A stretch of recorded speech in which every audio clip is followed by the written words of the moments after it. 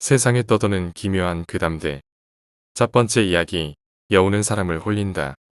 도박으로 재산을 탕진하고 화병으로 돌아가신 할아버지 덕에 할머니는 43살의 아버지를 낳으시고 아빠와 엄마 두 역할을 하셔야 했죠.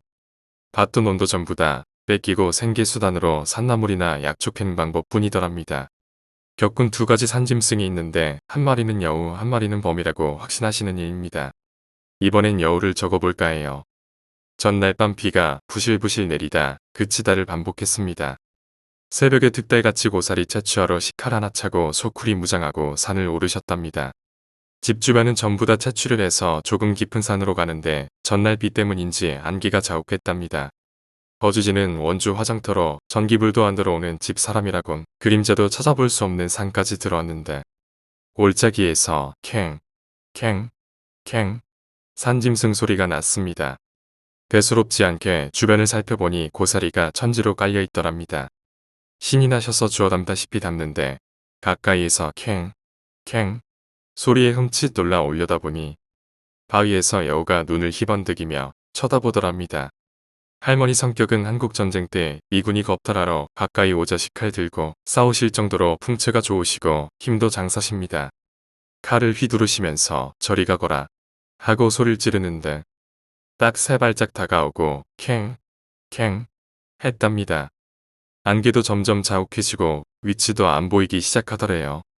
헐레벌떡 고사리 채우고 산을 내려가는데 여우가 쫓아오면서 비웃듯 캥캥 하는 소리가 났답니다. 여우놈 목청 떠버린다고 쫓아 올라가니 여우놈이 도망가서 멀찌감치 내려다보는데 사람이 비웃는 얼굴 같아 소름이 돋더랍니다.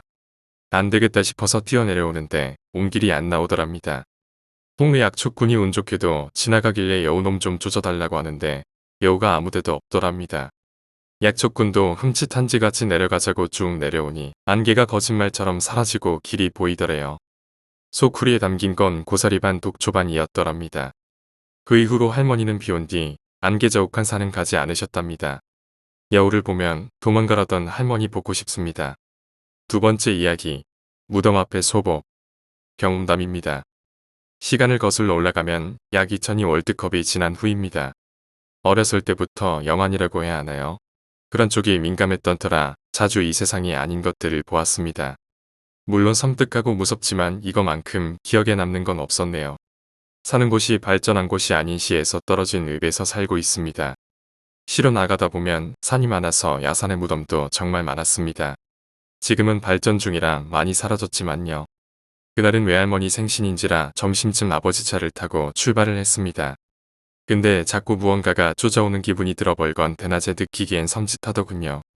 창밖을 보는데 자주 올라가던 등산로 묘지에 소복 입은 여자가 서 있더군요. 처음엔 제사인 줄 알고 그러려니 했습니다. 정차 후 출발하는데 뭔가 이상합니다. 여자인데 키가 크다. 분명 성인 무덤인데 서 있는 여자 허리에도 안 옵니다. 뭔가 하고 돌아봤다가 어시바 하고 다시 돌아보니 없습니다. 섬짓 잘못 본 거겠지 아버지한테 말하니 못 봤다고 합니다. 분명 소복의 검은 긴 머리의 여자라 키가 날 텐데 말이죠. 그러곤 다시 창밖을 보니 산중턱의 나무들 사이에 소복이 보입니다. 여자인지는 모르겠지만 키가 납니다. 와 미치겠다 싶어서 눈 꽉 감고 아빠한테 귀신이 보인다고 하니 헛소리 하지 말고 잠이나 자라고 하더군요. 진짜 20분은 눈 감고 시내에 들어와서 눈 떴습니다. 생신 잔치를 끝내고 집으로 돌아가면서 그 자리를 다시 쳐다봤지만 아무도 없더군요. 그 다음날 친구놈 꼬셔서 무덤가에 가봤더니 기절하는 줄 알았습니다. 무덤 뒤편에 사람 하나 들어갈 커다란 구멍과 제사 음식 놓는 대리석을 뒤집어 던져놨더군요. 소리 지르면서 친구랑 도망오고 한동안 쳐다도 못 봤네요. 나중에 알게 된 이야기지만 그 산에 있는 모든 묘가 똑같이 훼손됐다더군요. 구미호인지 귀신인지 사람인지 모르겠지만 오싹한 추억입니다. 세 번째 이야기, 야간의 편의점. 작년 대학 입시를 망치고 재수 준비를 하고 있었습니다. 수능을 망치고 난 후 재수 준비를 해야겠지 마음은 먹고 있었지만 막상 대학에 떨어지고 나자 정말 살맛이 나지 않았습니다.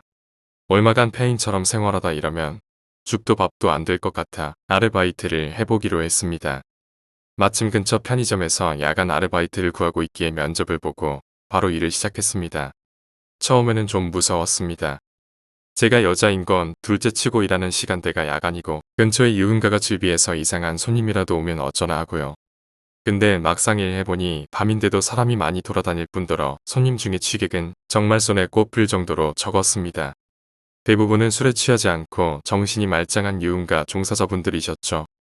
밤새 일하는 처지가 같아서 그랬는지 수고한다고 이것저것 사주고 간혹 술 취한 손님이 오면 대신 쫓아주시기도 해서 일하기는 정말로 편했습니다. 그런데도 2달을 못 채우고 그만둔 이유는 이렇습니다. 제가 일했던 가게는 유난히 술이 잘 팔리는 가게였습니다. 거의 2시간에서 3시간에 한 번씩 주류를 꽉꽉 진열해 놔야 할 만큼이요. 그날도 술을 채우기 위해 한 새벽 2시쯤 냉장창고로 들어갔습니다. 제가 일했던 편의점은 내부 사무실을 지나서 냉장창고로 들어갈 수 있게 되어 있었습니다. 내부 사무실에는 재고 관리하는 컴퓨터와 CCTV가 있습니다. 아르바이트 초기에 냉장창고에서 음료수 넣다가 아이들이 식염수를 훔쳐가서 점장님한테 혼난 이후 저는 음료수나 술을 채울 때면 거의 5분에 한 번씩 냉장창고 문을 열고 CCTV를 확인하는 버릇이 생겼습니다. 그날도 다르지 않았고요. 술을 다 넣을 때까지는 아무런 일도 없었습니다. 마음 놓고 창고를 나오는데 CCTV 한 귀퉁이로 손님이 온 것이 보였습니다. 저는 후다닥 어서오세요 를 외치며 사무실을 나갔습니다. 그런데 아무도 없었습니다. 분명 CCTV에는 사람이 보였는데 정확히는 CCTV 각도상 사람 머리가요. 나오니까 없었습니다. 직원이 자리를 비운 사이에 물건을 훔치러 왔다가 제가 나오는 걸 보고 도망친 것 같았습니다. 새삼 도둑이어서 다행이지. 강도로 변했으면 하는 생각이 들어 무서워졌습니다. 그리고 며칠 뒤였습니다. 새벽 2시 반이 넘었을 겁니다.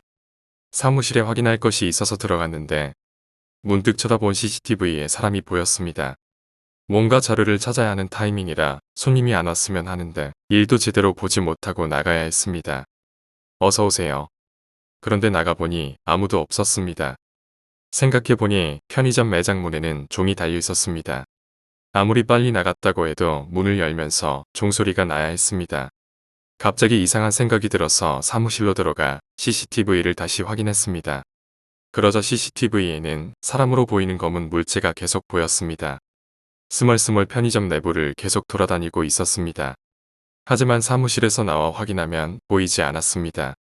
보이지 않을 뿐 사무실에는 분명 존재하는 것이었을 겁니다. CCTV에 비치는 그 무언가는 계속 편의점 내부를 돌아다녔습니다. 머리털은 곤두서고 온몸에는 소름 돋고 이성적으로 판단할 수가 없었습니다.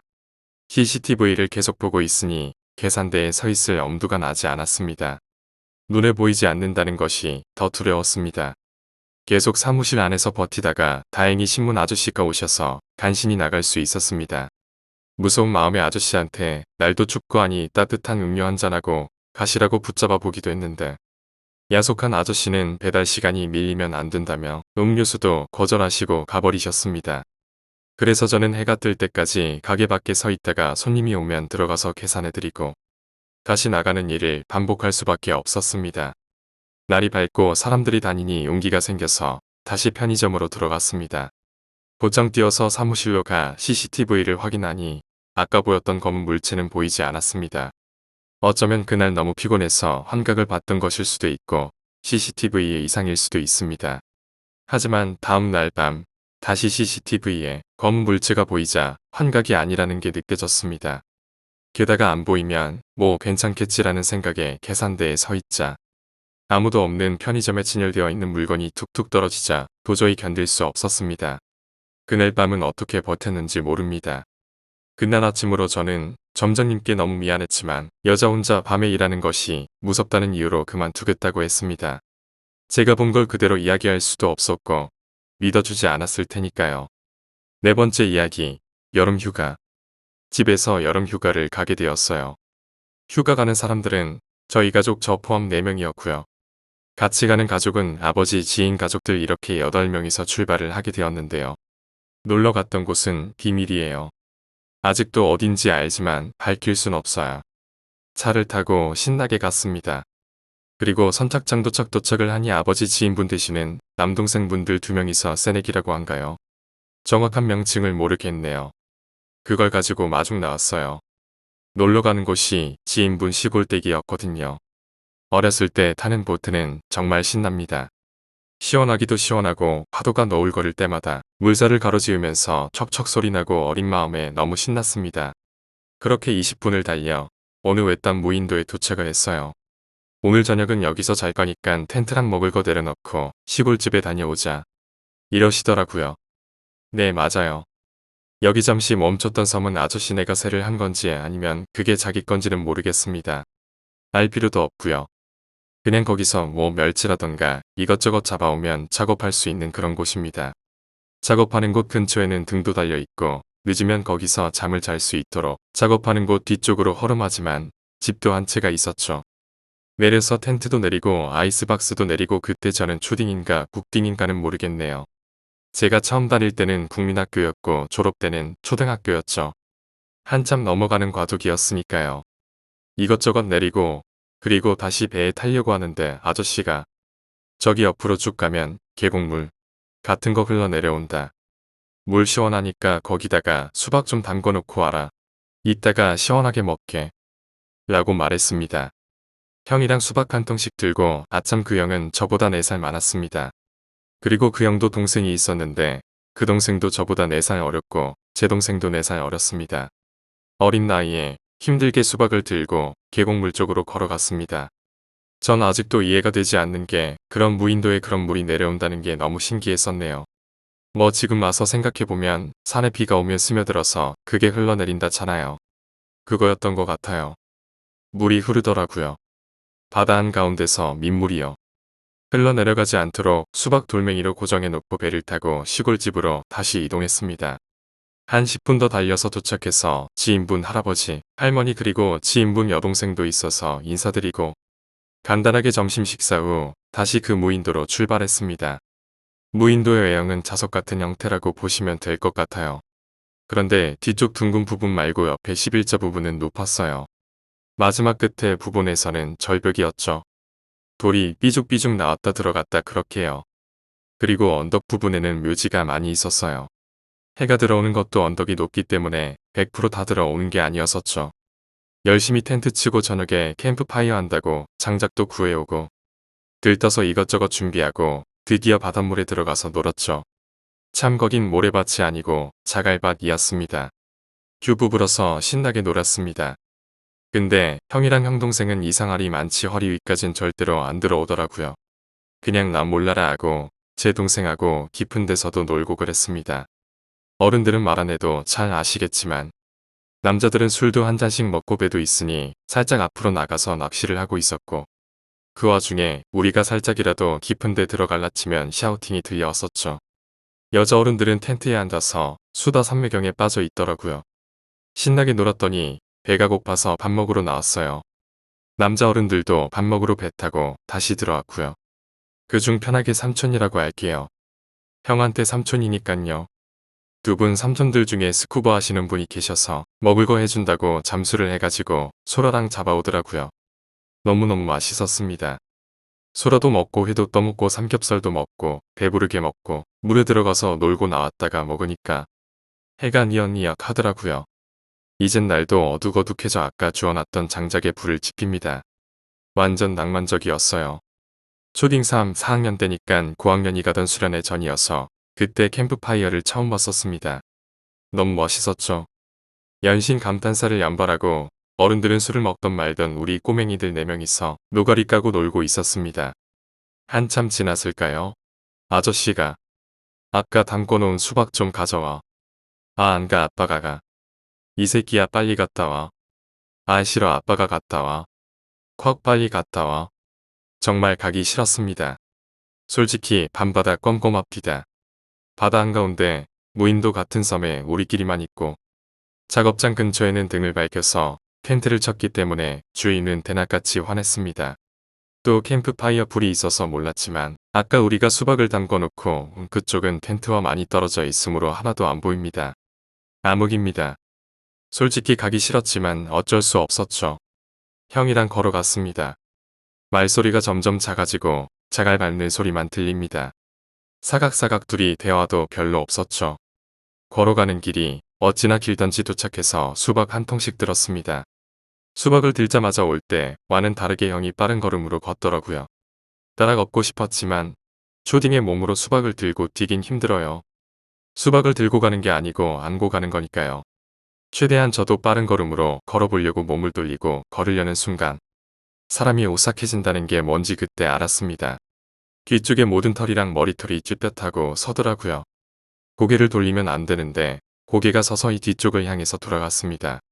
밑에서부터 쭉 보는데 맨발이 보이고 그 위로 찢어진 원피스가 보였고 그 위로 사람 얼굴이 보였습니다. 머리는 단발이었고 여기저기 피가 보였었죠. 얼굴은 하얗게 생겨서 여기저기 긁혀 있었고 한참 토요 미스테리 극장을 즐겨보고 있었던 터라 토요 미스테리 보면 귀신 보고 악지르고 도망가고 그러는데 현실에서는 그러지 못합니다. 제가 그때 어려서 그랬는지는 몰라도 보자마자 귀신이란 걸 알았죠. 도망가야 합니다. 앞으로 뛰면 어른들이 있는데 발걸음이 안 떼지고 비명소리도 안 나오고 형을 부르고 싶은데 목이 막힌 것 같이 말소리도 안 나오더라고요. 그때 당시 생각은 저 여자가 나한테 걸어오면 죽는구나. 곧 걸어오겠네. 제발 움직이지 말아라. 그 생각만 했던 것 같아요. 둘이 눈이 마주쳤고 계속 보고 있었죠. 뭐 즉결 심판 기다리는 사람 그거였죠. 제가 느끼기엔 엄청난 시간이었습니다. 근데 형이 절 부르더라고요. 야 이 새끼야 뭐해. 그때 몸이 움직이더라고요. 앞을 보고 죽어라 뛰었습니다. 수박 버려두고 뛸 만도 한때 왜 들고 뛰었는지는 모르겠지만 수박 들고 죽어라 뛰었습니다. 사람이 극한에 달하면 초인적인 힘이 난다고 하죠. 그때가 그때였습니다. 형을 가로질러 죽어라 뛰어서 어른들이 있고 환한 빛이 있는 곳에 도착했고 아저씨한테 저기 물 내려오는 곳에 여자 서 있어요. 뭐 어떤 여자? 신발도 안 신고 파랑색 옷에 치마 입고 여기저기 찢어져 있고 머리도 짧고 그런 여자가 서 있어요. 그땐 어렸을 때라 저게 원피스라고는 말 안 했어요. 원피스가 뭔지도 몰랐었죠. 순간 정적이 흐르더군요. 아저씨랑 아줌마 그리고 아저씨네 동생들 모두 표정이 순식간에 안 좋아지더라고요. 우리 아빠 엄마만 이건 뭐지 하는 표정이었죠. 잠시 동안의 정적이 흐르고 너가 뭐 잘못 본 거야. 그런 거 없어. 이러더라고요. 그리고 오늘은 여기서 정리하고 좀 있다가 시골집으로 가서 자자. 이러십니다. 여전히 아빠 엄마는 멍한 표정이었습니다. 대강 정리한 후에 배를 타고 시골집으로 고고했습니다. 동생들 데리고 들어가서 얼른 자라. 내일 또 놀려면. 이라고 아저씨가 말씀하셨습니다. 우리는 네라고 대답하고 후방으로 들어왔습니다. 시골집 방문은 창호지 방문입니다. 여름이라 유리창문을 다 열고 자죠. 유리창문 열고 4명이서 나란히 누웠습니다. 형이 묻더군요. 야 봤냐? 응 여자 봤어. 어떻게 생겼어? 아까 본 거 그대로 설명해줬습니다. 형이 말이 없어 지더군요. 그리고 어른들의 목소리가 들려오기 시작합니다. 마당에서 어른들끼리 회에다가 해산물에다가 다시 술판이 벌어졌는데 들려옵니다. 들려온 말 그대로 해드릴게요. 형님 아까 현수가 본 거 뭐예요? 이제 애들 잠들었나 보다. 잘 들어봐. 우리 큰애기 어렸을 때 너 알기 몇 년 전에 여자 시체 하나가 마을 선착장으로 떠내려왔어. 아까 현수가 본 여자가 그때 떠내려왔던 그 여자 맞아. 일부러 현수 무서워할까봐 충격받을까봐 아까 그 자리에서 아무 말도 안 한 거야. 그때 여자 시체가 떠내려와서 경찰에 신고를 했어. 신고를 하면 시체 처리를 해줘야 한다더라. 근데 이것들이 신원조회가 안 된다는 이유로 시체를 선착장에 건져서 위에다가 계속 놔둔 거야. 여름에다가 더군다나 물에서 죽은 거라 냄새도 나고 애들 보기에도 안 좋고 해서 그냥 거적대기로만 덮어놓고 4, 5일은 그렇게 지난 것 같아. 그래도 가족들이 안 나오니까 어쩔 수 없잖아. 보기에도 안 좋고 해서 우리 마을 사람들끼리 뒷산에다가 묻어줬어. 그리고 나서 들었어. 그 여자는 우리나라 여자가 아니었어. 그니까 조회가 안 됐지. 베트남인가 필리핀인가 거기서 사서 와서 일하던 여자였는데 여기서부턴 확실하지는 않어. 그냥 우리들의 추측이야. 남자가 어떻게 한번 해보려고 여자를 섬으로 데리고 갔겠지. 가서 이야기를 좀 했는데 잘 안 되니까 강간이나 성폭행을 하려고 한 것 같아. 그때 반응을 하다가 여자가 그 절벽으로 떨어진 것 같아. 떨어지면서 여기저기 찢기고 그랬겠지. 그리고 그 시체가 흐르고 흘러서 우리 마을까지 온 것 같아. 밤에 아까 우리가 놀던 그 섬 절벽 끝이 경치는 좋은데 암석들 튀어나온 거 봤지? 거기서 떨어지면 작살나지. 아까 현수가 본 거 같이 된다니까. 그리고 범인이 누군지는 아직도 몰라.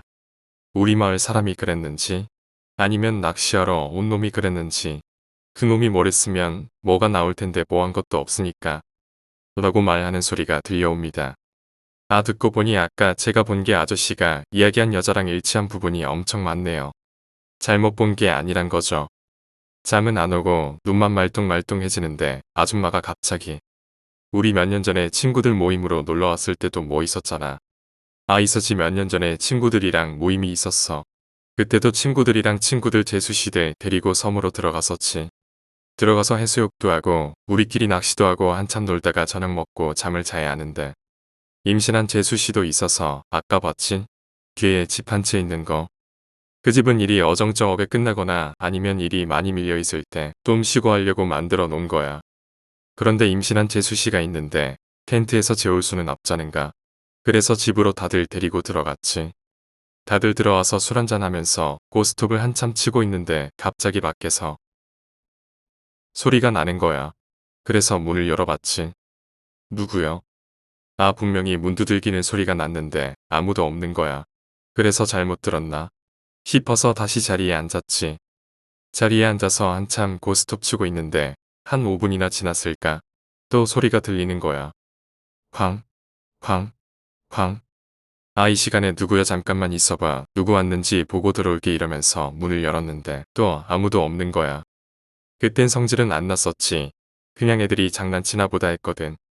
아무도 없으니까 다시 문을 쾅 닫고 자리에 앉았지. 또 한참 치고 있는데 또 누가 밖에서 문을 두드리는 거야. 쾅, 쾅, 쾅. 그때는 짜증이 났어. 그래서 소리가 나자마자 뛰어나갔지. 장난친 놈 잡으려고 말이야. 근데 또 아무도 없는 거야. 밖에다가 대놓고 소리쳤지. 장난치다가 걸리면 뒤진다 시발놈아. 욕 한 번 하고 들어와서 자리에 앉았더니 친구들이 어떤 놈이냐고 물어봤어. 그래서 아무도 없었다고 이야기해줬지. 장난친 놈 그림자라도 보여야 하는데 아무 흔적이 없다고 말이야. 그리고 나서 고스톱을 다시 칠래도 흐름이 계속 끊기니까 할 맛도 떨어지고 분위기도 자꾸 이상한 쪽으로 흘러갔어. 더 칠 기분이 안 나더라고. 그래서 친구들이랑 이게 뭔 일이야 일하고 있는데 또 소리가 난 거야. 쾅, 쾅, 쾅. 그때는 친구들이랑 다 같이 나가서 찾아봤는데 아무도 없어서 얼마나 성질이 났던지. 잡히면 죽여버리고 싶은데 뭐가 보여야 말이지. 친구들이랑 집 주변 한 바퀴를 돌았는데 아무도 없었어. 그래서 다시 집으로 들어왔어. 근데 그때 집으로 들어와서 자리에 앉자마자 정신이 번쩍 드는 거야. 아직도 못 느꼈어? 우리가 아까 갔었던 섬을. 우리가 그 섬을 들어갈 때 어찌고 들어갔어? 배 타고 들어갔지? 거기는 무인도야. 사람이 살지 않는 섬이라고. 여기를 들어올 때는 배를 타고 들어와야 되고 사람이 여기를 들어올 때는 명절 때 성묘하러 오지 그 외엔 안 온단 말이야. 우리가 낮에 놀러와서 놀다 보니까 술도 먹고 고스톱에 정신이 팔려 있어서 그걸 생각하지 못한 거야. 그래서 소리가 나면 도시에서 있을 때처럼 애들이 문 장난치고 도망갔겠지. 그렇게 생각했던 거지. 그 생각이 들자마자 요번처럼 바로 집으로 왔었던 적이 있었네. 라 아저씨가 이 말을 밖에서 하는데 어찌나 잘 들리던지. 저런 이야기로 밖에서 계속 이야기를 하더군요. 잠은 안 와 미치겠고 이제 아까 그 생각만 나더군요. 한참을 그렇게 뒤치적하니까 언제 잠든지 모르게 잠들었고 아침이 왔습니다. 어른들은 다시 나갈 준비를 하더라고요. 얼른 옷 입어라 가서 좀 놀고 어제 정리 못한 거 정리해서 서울로 올라가자. 라고 엄마가 말씀하셨습니다. 준비하고 다시 배 타고 섬으로 갔습니다. 어제 정리 못한 것들이 지저분하게 있더라고요. 엄마랑 아줌마랑 아저씨 동생분들이 치우고 우리 보고는 물에 들어가서 놀아라고 하시더라고요. 근데 어제 그 일 있고 나서 바닷물에 도저히 못 들어가겠더라고요. 그래서 어제 형이랑 형 동생처럼 허리 위로는 절대로 안 들어갔습니다. 무섭기도 무섭고 들어가고 싶지도 않더라고요. 그렇게 대충 놀고 간단히 점심 먹고 처음에 우리를 태우러 왔던 던 선착장으로 배를 타고 왔습니다. 그리고 그렇게 1박 2일간의 짧은 여름 휴가가 끝이 났죠. 집 도착해서 형네 식구들이랑 밥 먹으러 가면서 형한테 살짝히 물어봤습니다. 형이 바닷물 깊이 안 들어간 게 그것 때문에 그렇지? 너 같으면 사람 죽은데 들어가고 싶겠냐? 근데 왜 어제 말 안 해줬어? 말을 뭐하러 해줘? 말해줬으면 너네도 오늘처럼 물에 들어가지도 못하고 그랬었을걸. 형은 이미 알고 있었더군요. 저기서 저런 일이 일어난 줄 그래서 찝찝해서 안 들어갔었던 거고, 낚시하던 아저씨가 샤우팅 날렸던 건 아저씨가 그 일을 인지하고 있어서 찝찝하니까 못 들어가게 했던 거였더라고요. 수박을 가져오라고 할 때는 술도 들어가고 분위기에 취해 있어서 기억을 못 하셨을 거라고 형이 말해주더라고요. 그래서 수박 가져오라고 했을 때 안 간다고 몇 번 했었다는 말도 함께요. 5번째 이야기. 귀신의 전화. 난 10대 후반부터 가끔 내게 누군지는 몰라도 여자 귀신이 한 명이 붙어 있다는 생각으로 살아간다. 총 3번 느껴본 적이 있기 때문에 그중 한 번의 이야기이다. 대학을 가며 집이 서울에서 인천으로 이사를 갔고 대학에 갓 들어갔기 때문에 새로운 대학 동기들과 노느라 고교동창 동네 친구들에게 연락이 소홀해졌다. 당연히 군대를 갔다 오게 되면서는 거의 대학 동기들만 연락을 했고 직장 생활을 하면서는 더욱 뜸하게 되었지. 헌데 직장이 서울에 살던 집과 멀지 않아 동네 친구들이 그리워 인터넷으로 수소문을 하였고 연락처를 친구 홈피에 남겨놓았다. 다시 말하자면 내가 그 여자 귀신을 느꼈던 건 고딩 때와 20살 때 2번이었고 20대 중후반이었다. 이건 내가 마지막으로 느꼈던 마지막 이야기다. 20살 이후로 한 번도 내게 이상한 일이 일어나지 않아 생각 없이 잘 살고 있던 때라. 다 짜증나고 불쾌한 경험이라 시간 남아 쓰는 중이다. 어쨌든 홈피에 연락처를 남기고 잘 살고 있었다. 영업직이라 술자리가 잦아 일주일에 3번 정도는 술에 취해 잠이 들었다.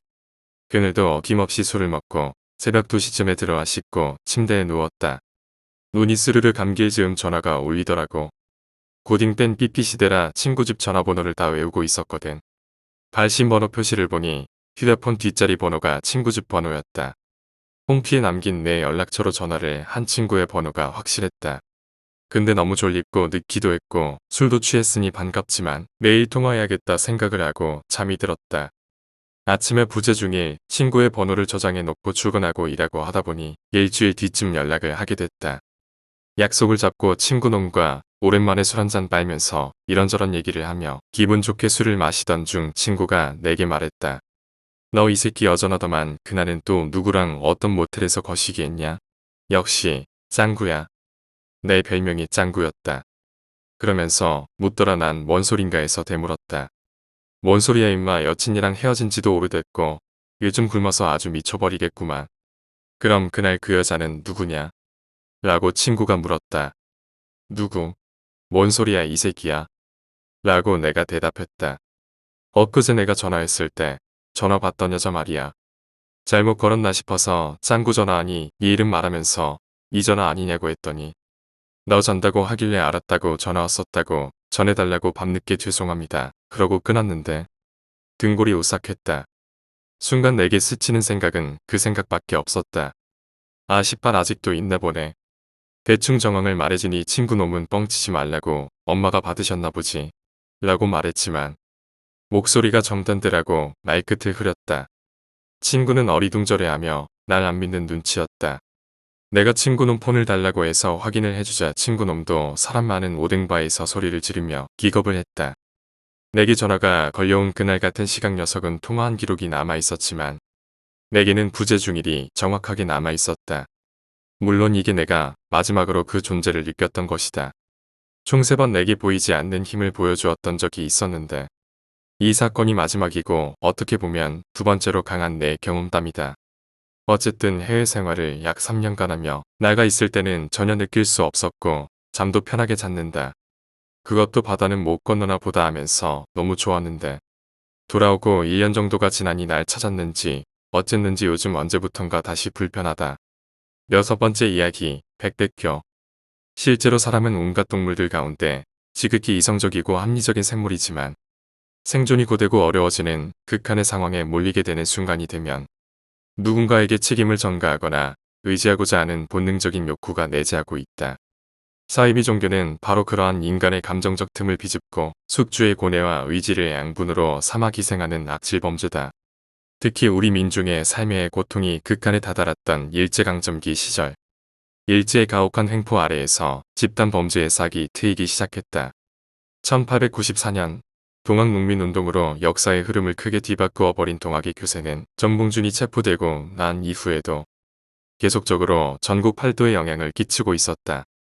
녹두장군 전봉준의 먼 친척이었던 전정호는 평안남도 영변군 근산면 화연동에 거주하던 가난한 농사꾼이었으나 동학의 영향으로 1900년 교세 확장을 목적으로 한 사교 집단을 구성하는데 이것이 백도교로서 백백교의 전신이다. 전정훈은 1904년 6월 천재지변이 일어나 전 인류가 멸망하지만 백백교를 믿으면 동해바다에 새로 생길 신선의 땅으로 피난하여 불로 장생하게 된다는 말로 신도를 끌어모아 불을 축적했다. 또한 60여 명의 첩을 신도들로부터 빼앗아 문란한 생활을 즐겼는데 이 와중에 기도의 명목으로 4명의 첩과 신도 최시일과 8명 등 많은 신도들을 무참히 살해했다. 이는 순전히 전정훈 본인의 기본에 따라 이루어진 것이었으며 사람을 예사로 죽이고는 천지의 뜻이다라는 말로 넘겨버리기 일쑤였다. 1919년 전정훈은 51세의 나이로 가평군 화학산 기슭에서 병사하였고 이 백도교의 교리를 기반으로 하여 전정훈의 수제자 우광현과 아들인 전영애는 1923년 백백교를 창시한다. 백백교의 교리는 다음과 같았다. 백백백이 이적적적 가문감가뭉하시옵 숭성 위에 주문만 외우면 무병장수하고 곧 머지않아 종말의 날이 와서 서양과 동양은 각각 불과 물의 심판을 받아 멸망하게 되며 이로부터 살아남기 위해서는 백백교가 마련한 본소에서 생활하다 물의 심판날에 금강산의 피수궁으로 옮겨가 교주인 전영애가 하여금 신도들을 각자가 원하는 천국으로 인도하여 준다는 것이었다. 시대가 시대였던 까닭에 백백교의 교세는 급격하게 확산되었고 백백교는 홍보를 위해 태광이든 금광에 금을 숨긴 다음에 전용회의 힘으로 금광이 다시 터졌다는 식으로 사람을 모았다. 이는 홍경래의 난 때에도 사용되었던 수법이다.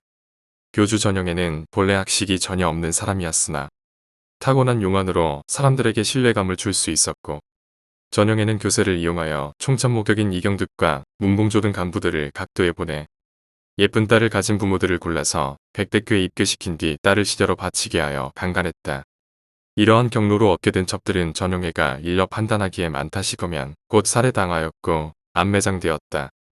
이러한 과정으로 전용회에게 누이 동생 유전정이 강간당한 것에 분노한 약사 유곤용은 1937년 백백교를 무너뜨릴 작정으로 입교하여 교주 전용회를 만나게 해달라고 간청하였다.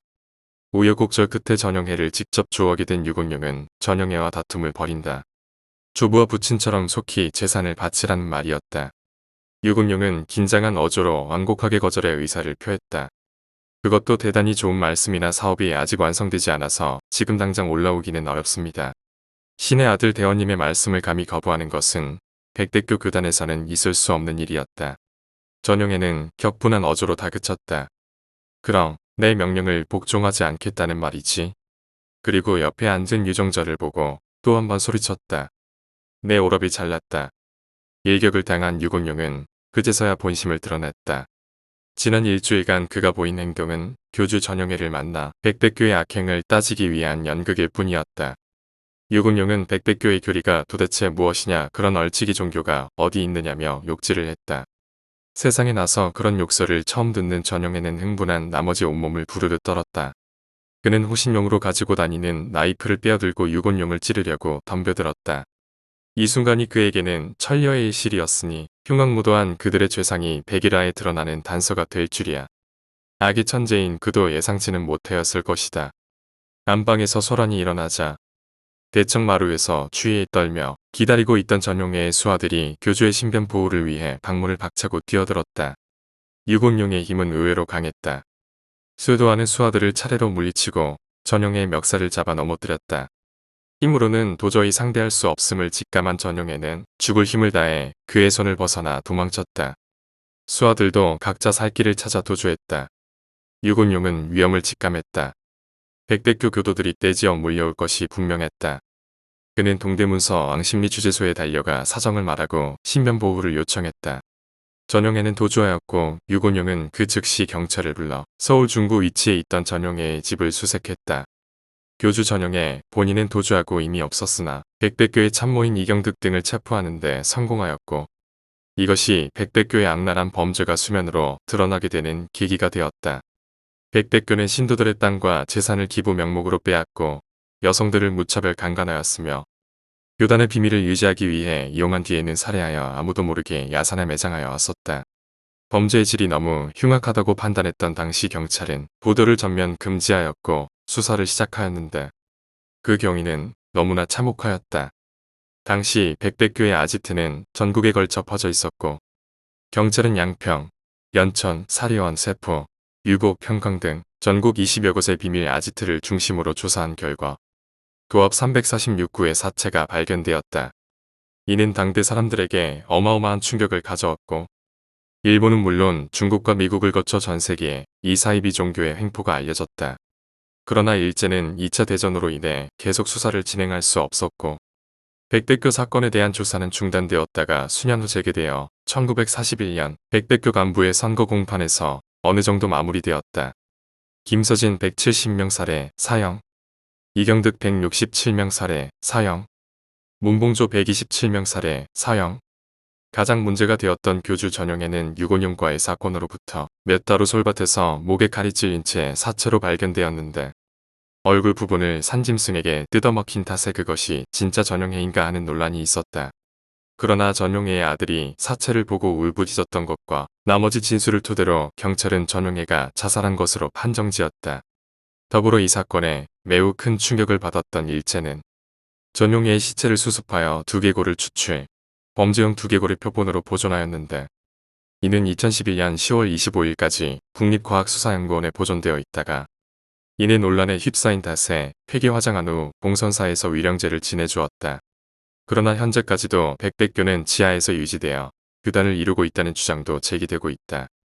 실제로 우리나라의 극단적 사이비 종교의 시작은 이 백백교부터라고 할 수 있으며 훗날 오대양 집단 자살 사건을 주도한 사이비 종교 오대양 또한 백백교의 수법을 일부 차용한 것으로 보는 견해도 있다. 현재 전 백백교의 아지트터에는 사람들이 접근조차 하지 않는 교회가 세워져 있다고 한다.